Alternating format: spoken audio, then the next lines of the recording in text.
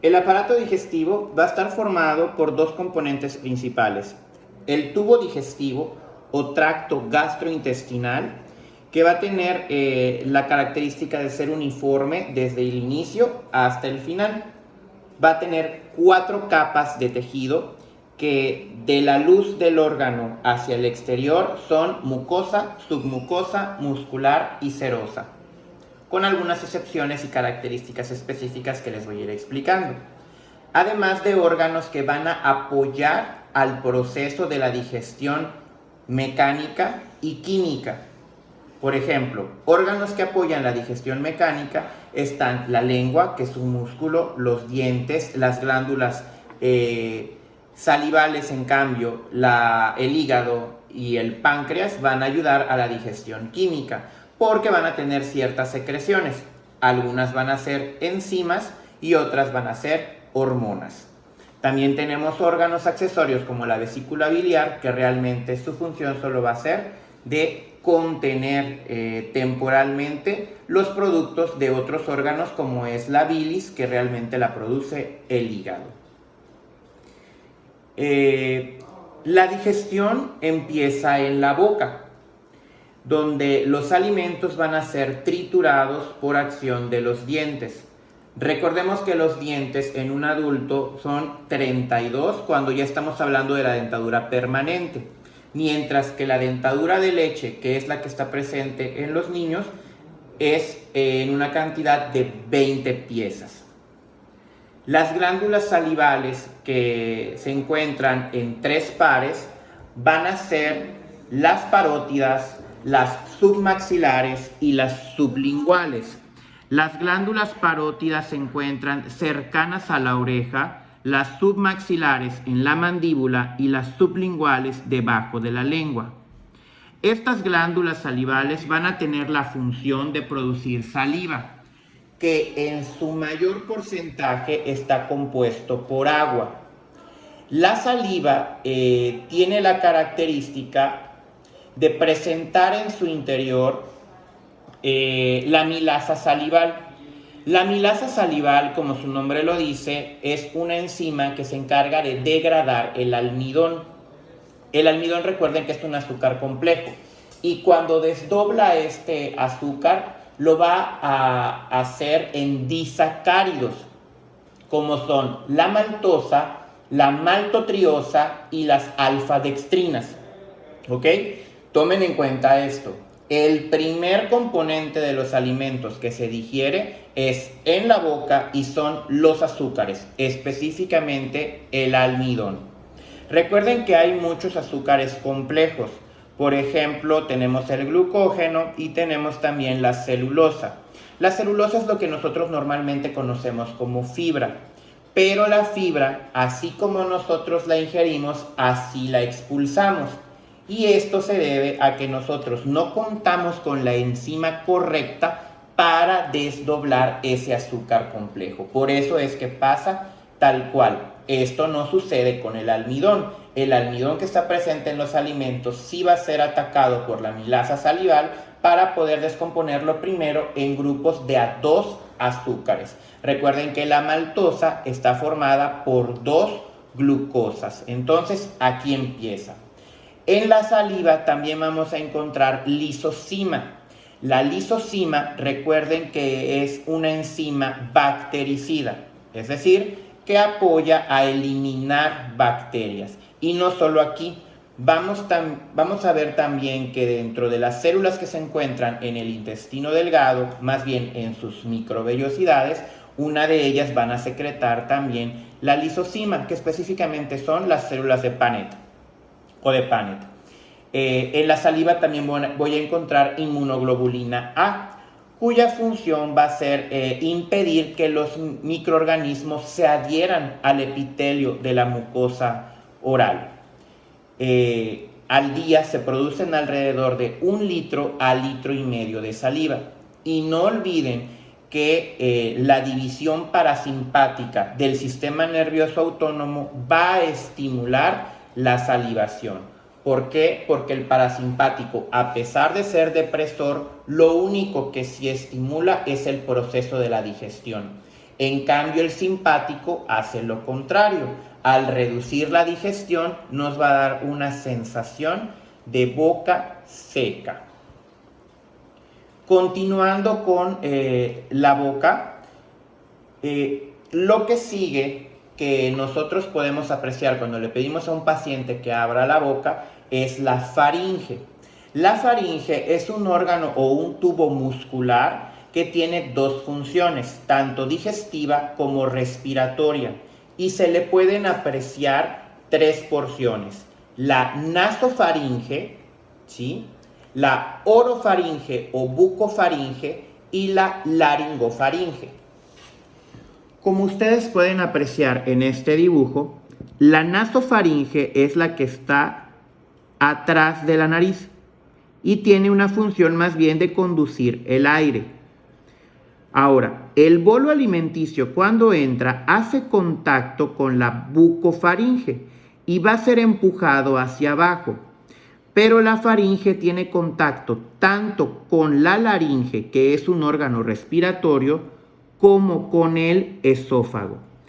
Para que cuando entre el bolo no vaya a irse por equivocación a la faringe, existe una estructura llamada epiglotis, que como pueden darse cuenta, se va a cerrar, tapa la laringe para que el bolo alimenticio exclusivamente se vaya hacia el esófago.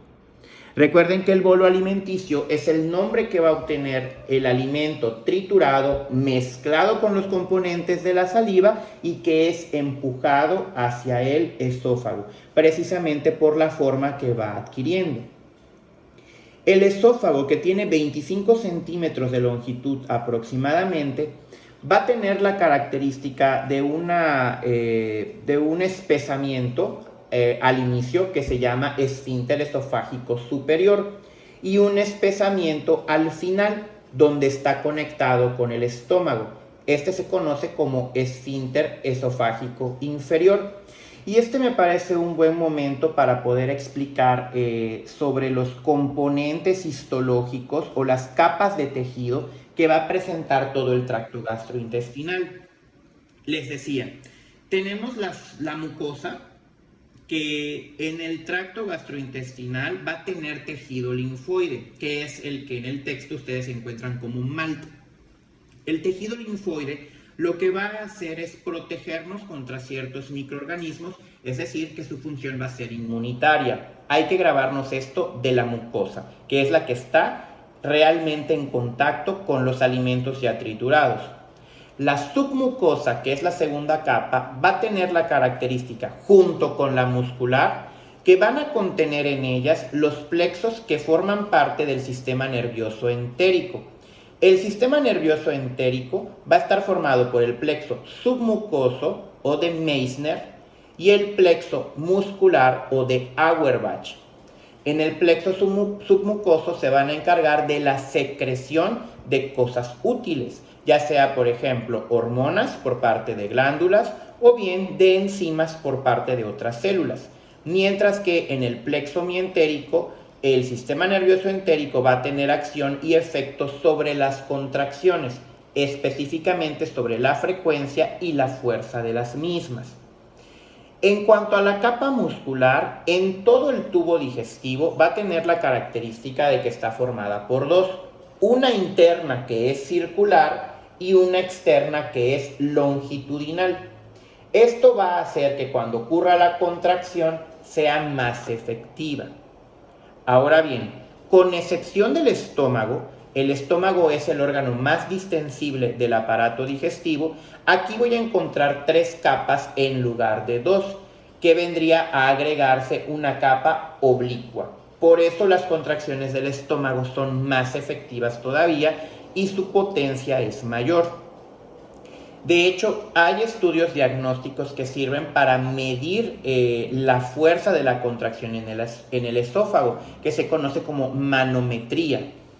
Y bueno, entonces el estómago tiene tres capas, el resto tiene dos.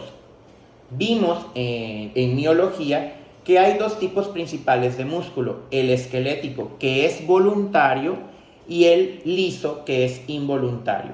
Las únicas partes del tracto gastrointestinal que tienen músculo esquelético son la faringe y el tercio superior y medio del esófago, y de ahí hasta el esfínter anal externo.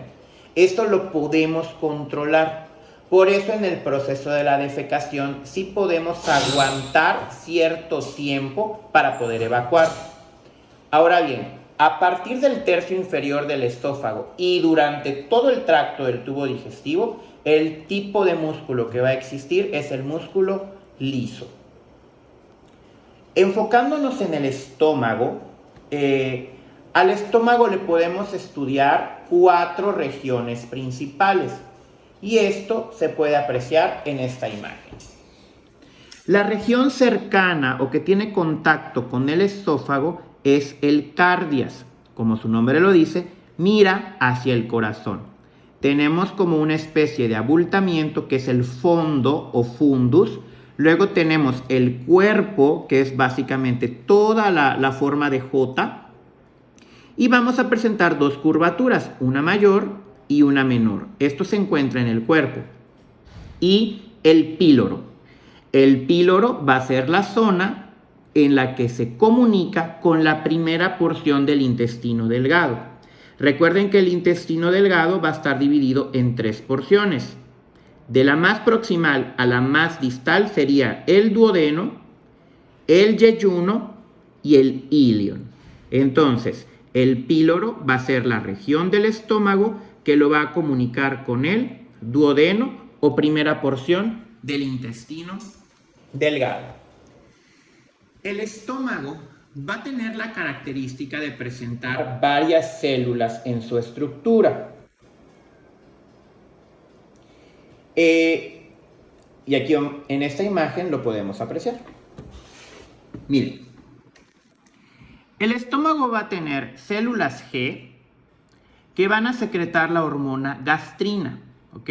G de gastrina, no hay pierde con ello. Y además van a presentar células principales, parietales y mucosas. Las mucosas, como su nombre lo dice, van a producir moco. Las células parietales de pared van a secretar ácido clorhídrico y factor intrínseco. Recuerden que el factor intrínseco junto con el factor extrínseco se llama extrínseco porque viene fuera del organismo. Es la vitamina B. Y la vitamina B junto con este factor intrínseco, porque es propio de nuestro organismo, ya va a poder ser asimilada. Las células principales van a producir pepsinógeno y lipasa gástrica. El pepsinógeno va a tener la función de iniciar la digestión de las proteínas, de la carne. La lipasa gástrica va a ser la enzima que va a iniciar la digestión de los ácidos grasos de cadena corta.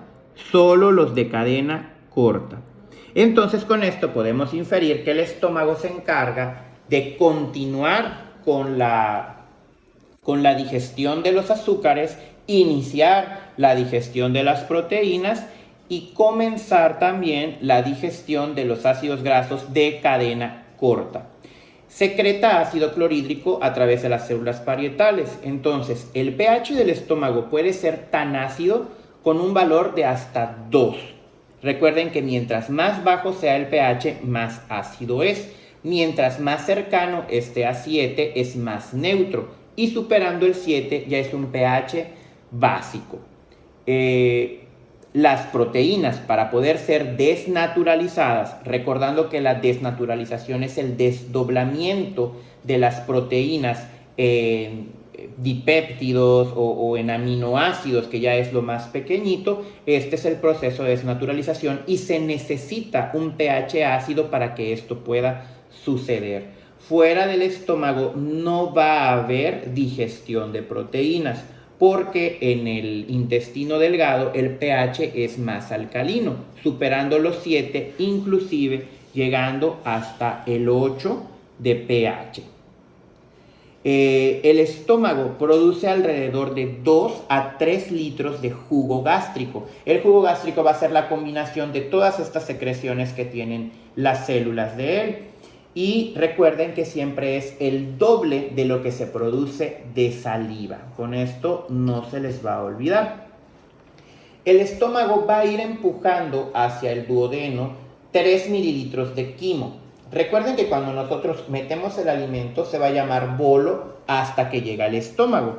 Ese bolo alimenticio en el estómago se tritura más y se combina con más líquido, que es el jugo gástrico, y esto ya no se va a llamar bolo, se va a llamar quimo, y el quimo tiene un pH ácido. Entonces lo va a pasar al duodeno de poco en poco, de 3 mililitros en 3 mililitros de manera periódica. Y de hecho sí lleva de 2 a 4 horas para que el estómago se vacíe por completo. Este proceso de pasar quimo de 3 en 3 mililitros al duodeno se conoce como vaciamiento gástrico.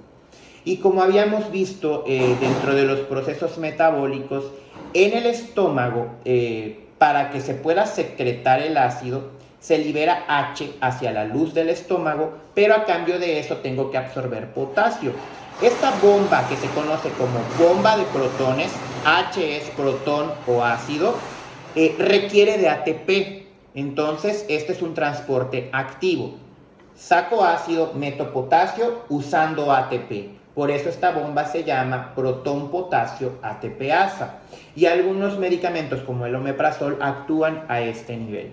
También en el estómago voy a encontrar anhidrasa carbónica, que también lo vamos a ver en sistema respiratorio, que tiene la característica de formar ácido clorhídrico. Pero los ácidos no están como tal en el organismo. Se va a dividir en iones. Voy a tener el H, que es el protón o el ácido, y el HCO3-1, que es la parte negativa, que es el que se conoce como bicarbonato. El bicarbonato se va al torrente sanguíneo y va a tener la función de alcalinizar la sangre y la orina.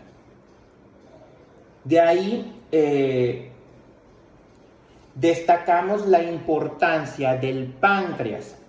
El páncreas es una glándula muy importante que va a ayudar o va a intervenir a la digestión, sobre todo de las grasas. El jugo pancreático que se va a producir tiene infinidad de enzimas. De hecho, no solo para las grasas, sino también para los ácidos nucleicos y también amilasa pancreática, que va a terminar la digestión de los carbohidratos. Ustedes pueden apreciar en esta imagen, el páncreas se encuentra adosado al duodeno, ¿sí? Y va a tener la característica de estar compuesta por dos tipos de células. Los acinos pancreáticos, que son el 99%, y los islotes de Langerhans, que solo son el 1%. Los islotes van a producir hormonas. Las células alfa producen el glucagón, las células beta producen la insulina y también se produce somatostatina y polipéptido P. El resto va a producir las enzimas del jugo pancreático. Y puedo destacar que tengo dos conductos principales. El conducto principal o de Wirsung y el conducto accesorio o de Santorini. El conducto de Santorini desemboca antes que el conducto de Wirsung. Y el conducto de Wirsung, si se dan cuenta, se va a juntar con el colédoco. El colédoco es este tubo verde, ¿sí?, que va a resultar de la unión del conducto hepático común y del conducto cístico. El cístico viene de la vesícula biliar. Esta es la vesícula biliar, que es un órgano con forma de pera que solo contiene la bilis que produce el hígado. Entonces, se juntan y se llama el conducto colédoco. La zona donde desemboca el colédoco o hepatocístico con el Wirsung se conoce como ámpula de Vater, ¿ok?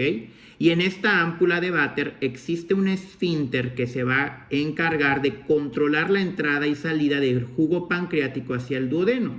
Ese esfínter se conoce como esfínter de Oddi. Enfocándonos en esta imagen, también podemos recordar que el peritoneo, que es la hoja que se va plegando, recuerden que tiene 5 pliegues principales y uno de ellos es el ligamento falciforme. Acá podemos apreciar en el ligamento falciforme que tiene 2 hojas, una parietal y una visceral. Este ligamento da la apariencia de que divide al hígado en 2 lóbulos, uno derecho y uno izquierdo. Y en la parte inferior tenemos otro ligamento que se llama ligamento redondo, que lo comunica con el ombligo. Realmente esto solo es un vestigio de la vena umbilical, no tiene alguna utilidad como tal. En cuanto al páncreas, nada más si quiero destacarles que se produce alrededor de 1,2 litros y 1,5 litros de jugo pancreático. Y recuerden que el pH es alcalino, con un pH de 7.1 a 8.2.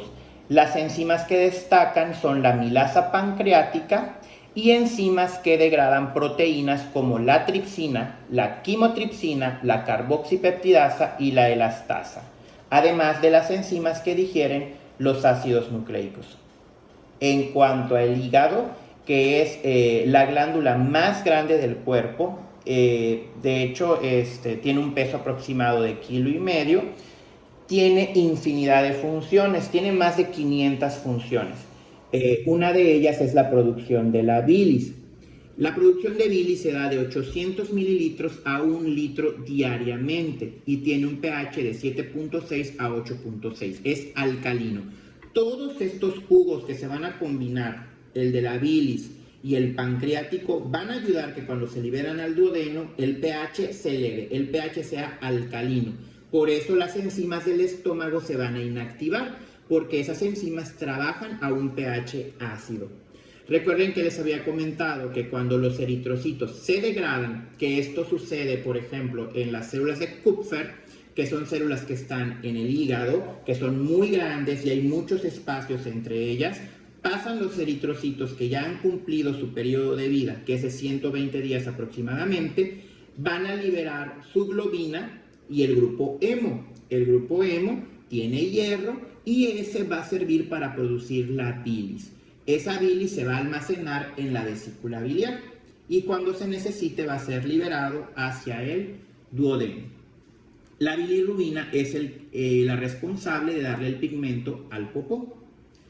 El hígado, dentro de sus múltiples funciones, tiene la capacidad de liberar azúcar a la sangre cuando el azúcar es baja, pero también si el azúcar está elevada, puede ayudar a almacenarla en forma de glucógeno y triglicéridos. Entonces, en el hígado también se pueden sintetizar algunos ácidos grasos. También se sintetizan lipoproteínas, que ya les había explicado, que tenemos de alta densidad, que son las buenas, y de baja densidad, que son las malas. En el hígado se sintetiza el colesterol, que también es necesario para producir las sales biliares. En cuanto al metabolismo proteico, el hígado desamina a las proteínas, le quita el grupo amino y esto puede utilizarse en la producción de ATP. Recuerden que cuando uso cualquier otro sustrato que no sea un azúcar para volver a producir azúcar, esto se conoce como gluconeogénesis y este proceso ocurre en el hígado. El amonio que se produce cuando yo desamino las proteínas sería muy tóxico. Por eso es que se tiene que transformar primero en urea y esta urea se va a excretar en la orina. Este proceso también ocurre en el hígado. Además de que produce globulinas, como las que están presentes en la hemoglobina, la albúmina, que es la proteína responsable de dar el volumen a la sangre, y también proteínas que participan en la cascada de coagulación como la protrombina y el fibrinógeno. El hígado detoxifica muchas sustancias como el alcohol y gran cantidad de fármacos. Esto lo podemos reconocer cuando escuchamos que un medicamento tiene un primer paso hepático. Entonces quiere decir que pasan por el hígado para poder metabolizarse. El hígado es el sitio primario para almacenar vitaminas como la A, B, D, E y K. O sea, que es tanto liposolubles como hidrosolubles. Y minerales como el hierro y el cobre. Y también participa en la activación de la vitamina D. Recuerden que la vitamina D es la que nosotros, para poder sintetizarla, tenemos que exponernos al sol, y el primer paso sucede en la piel, pero existe un segundo paso que va a ocurrir en el hígado y posteriormente en los riñones. Esta es la primera parte de aparato digestivo.